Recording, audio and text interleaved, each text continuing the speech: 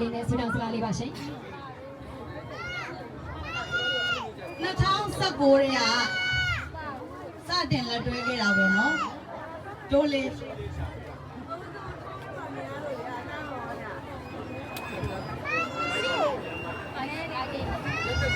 ဆိုင်ဘာတွေအများကြီးထုတ်ခွင့်နိုင်ပါစေ support တွေလည်းအများကြီးလုပ်ပေးပါအောင်မယ်နော်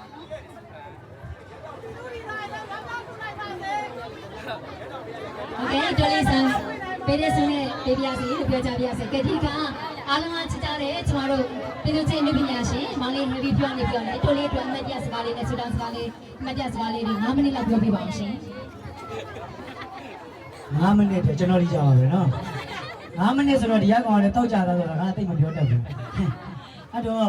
ချစ်တဲ့ဒီကကျေးဇူးရှင်တွေအကုန်လုံးရောလာရောက်အားပေးတဲ့ပြည်သက်တွေအကုန်လုံးရောကျေးဇူးအများကြီးတင်ပါတယ်ကျွန်တော်တို့ညီကိုမောင်နှမတွေကိုလာရောက်ဝန်းရံပေးတဲ့ဒီကကျေးဇူးရှင်တွေအကုန်လုံးကျေးဇူးအများကြီးတင်ပါတယ်ပထမဦးစွာနဲ့တိုးလေးကကျွန်တော်ရဲ့အမြင်ကိုပြောရမယ်ဆိုရင်ကျွန်တော်တယောက်ရဲ့အမြင်ပါတိုးလေးစေတနာကောင်းလို့သူကံကောင်းတယ်ပဲကျွန်တော်သတ်မှတ်ပါတယ်ကျွန်တော်တို့က